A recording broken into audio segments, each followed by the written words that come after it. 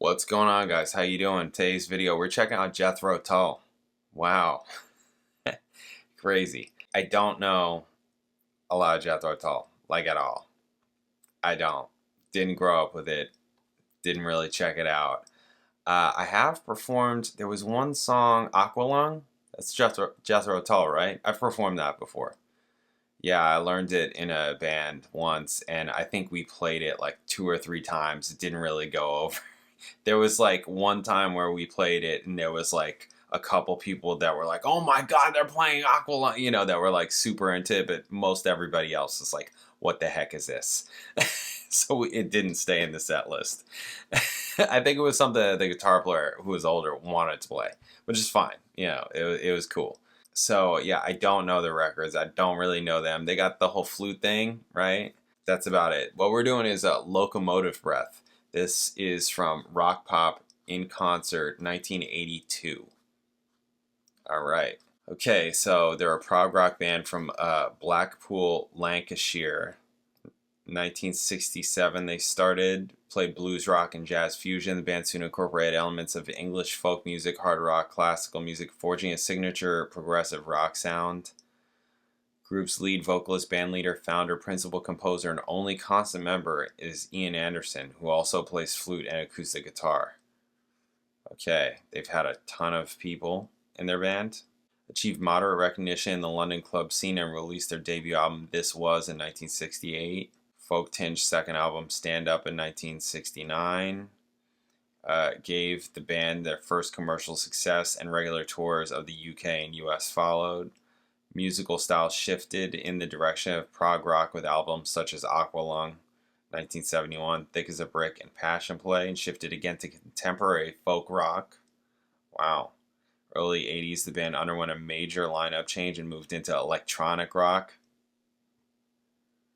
Won their Soul Grammy for the 1987 album Crest of a Knave, which saw them returning to a hard rock style. Have sold an estimated 60 million albums worldwide, with 11 gold and 5 platinum albums. Rolling Stone said one of the most commercially successful and eccentric prog rock bands. Okay, wow, there we go. So we're doing, what is this? Locomotive Breath. What is that off of? Oh, this is off of Aqualung, the Aqualung album. Okay. Written as a comment on population growth. Locomotive Breath was meant to replicate the chugging rhythm of a train. In addition to its release on Aqualung, Locomotive Breath saw 2 different single releases and has been a live favorite. It's one of Jethro Tull's best known songs. Oh, so I wonder if I have heard it, because I don't know that I've heard it. Maybe if I hear it, I'll be like, oh yeah, if I hear it and I recognize it, I'll say it. Lyrically, Locomotive Breath was inspired by Anderson's concern regarding overpopulation. Oh boy. He explained, it was my first song that was perhaps on a topic that would be a little more appropriate to today's world. It was about the runaway train of population growth and capitalism. Oh boy. It was based on those sorts of unstoppable ideas. We're on this crazy train, we can't get off of it. Where is it going? Bearing in mind, of course, when I was born in 1947, the population of planet Earth was slightly less than a third of what it is today. So it should be a sobering thought that in one man's lifetime, our planetary population has more than tripled. You'd think population growth would have brought prosperity, happiness, food, and a reasonable spread of wealth, but quite the opposite has happened. Yeah, because those things aren't specifically human nature. That's just idealism, really. You're being very pie in the sky. That's not, I mean, to me at least, this isn't a political channel. But yeah, that's what I would say. It's like, well, I mean, you think that, yeah, I don't know. You would think that those kinds of things wouldn't bring that. It would bring more scarcity, because there's, you're taxing the resources, right? Anyways. Quite the opposite is happening. It's happening even more to this day. Without putting it into too much literal detail, that was what lay behind that song. And also, I mean, haven't countries been doing better, in the past decade than ever, right? More people and countries out of poverty because of things like capitalism. Isn't that accurate? Pretty sure that's accurate. Pretty sure that's accurate. Anyways, song additionally features a train motif that Anderson has employed on many songs. Anderson later said, "Train songs have been with us ever since the blues began, and I have written my fair share of these. I keep being drawn back to the subject because public transport is part of my life. I don't drive, so rely on buses, trains, and the like." Oh, geez, he doesn't drive. Okay. Okay, cool. Well, we're going to check it out. This is a live performance from 1982. This guy's all about trains. All right, let's get to it. Bam.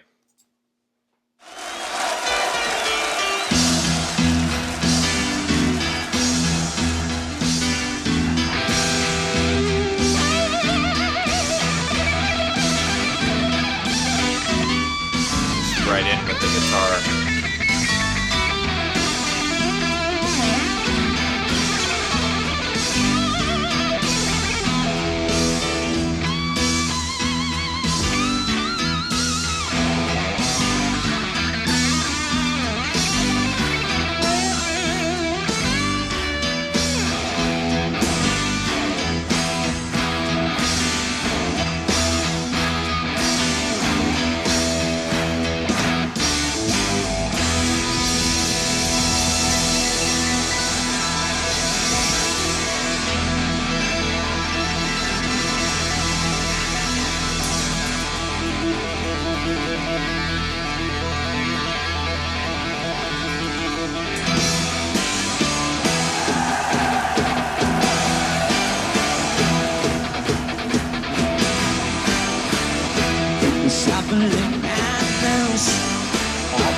Locomotive red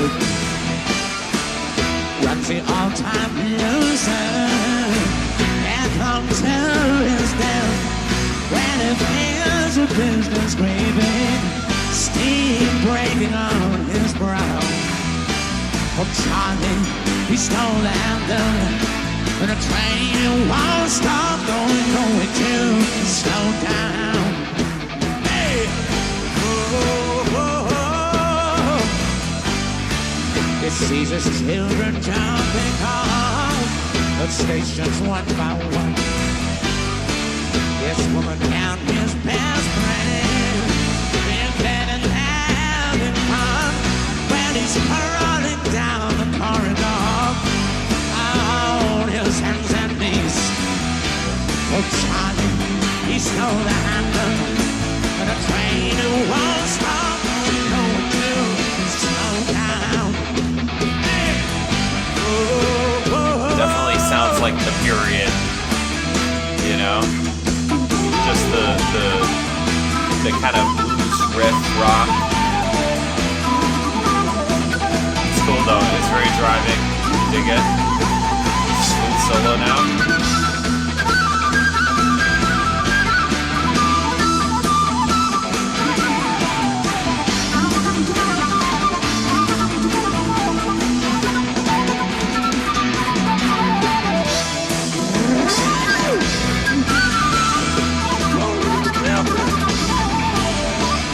There's a silent howling. Dig the flute. I think it works. These angels as they fall.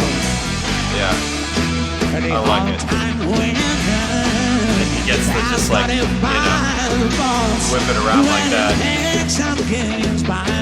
A good prop. Yes, it's open at page 1. I think that God, he stole the handle, and the train won't stop going to slow down.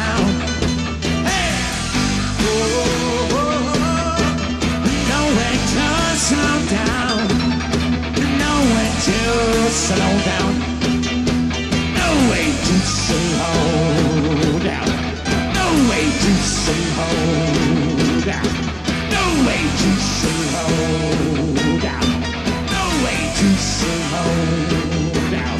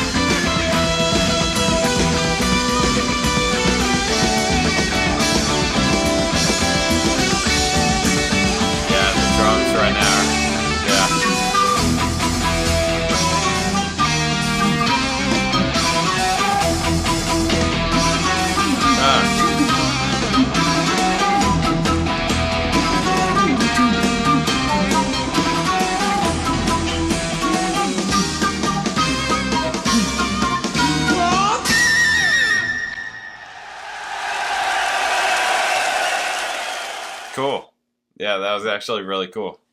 That was pretty cool. I liked it. I liked it. It was very driving. The song wise, it sounded very much of the period, right? To me, which I'm not saying is a bad thing. I like 70s music, so I'm down with it. You know, very just like bluesy riff rock type of vibe. Yeah, very driving. I liked the flute. I thought the vocals were great. I liked it. It's cool. I haven't heard this before. I am not familiar with the song. But yeah, there were certain things that kind of reminded me of like Sabbath a little bit. But again, just the period. You know, that's why I'm like, it sounds like the music that was being made during that time. Yeah, the drums were great. Everything was very cool. I dug it. It had like prog moments. It wasn't like super prog, I would say. It's not like insanely prog, but it had moments and it wasn't so crazy that you couldn't follow along. So I like that. Where you just like you get lost because you're just like on your first listen, and you're just like, what is happening here? So it was really cool, actually. I dug it, and I thought the performance was great. Yeah, sounds like a fun song. Cool. All right, Jethro Tull. Wow. Now I know two of their songs. Do they have other songs that I would know? What are their hits? Aqualung was a hit, right? Thick as a Brick. Yeah, I suppose they don't have singles, do they? They kind of do, huh? Living in the Past. Bungle in the Jungle. I don't know that. Steel Monkey. Farm on the Freeway. Kissing Willie. Yeah, I don't know if I know any of this. All this, I missed all this. All of Jethro Tull, I think I missed. I just didn't get it. So, there's a lot of stuff that I missed that I just didn't get. Like a lot of it. There are bigger bands that I really missed also than Jethro Tull, I would say. Like I've never owned a Pink Floyd record. Sorry. I never owned a Pink Floyd record. I've heard a ton of Pink Floyd, right? I mean, it's hard not to. It's really hard not to hear Pink Floyd. They're pretty much everywhere. But I know that there's deep cuts and stuff and like album cuts that I have no idea. Just no idea. They probably have very cool stuff. So, yeah. Just as an example of a band that is bigger than these guys that I just didn't catch. I mean, I didn't get into the Rolling Stones until 14 years ago, 13 years ago, 14 years ago, like I didn't get into their albums until then. So it's like, I didn't get into David Bowie until after college. I didn't get into the Beatles really until college, my college years, so it's like I didn't, there's so much music. There's just so much, I mean, I know all of Wayne Shorter's records, you know them? I've known them for a long time, so among others. So anyways, all right. Yeah, that was really cool. It was a great song and a great performance. I thought it was cool. I definitely like it. Awesome. All right. Thank you guys. I'll catch you in the next video. Later.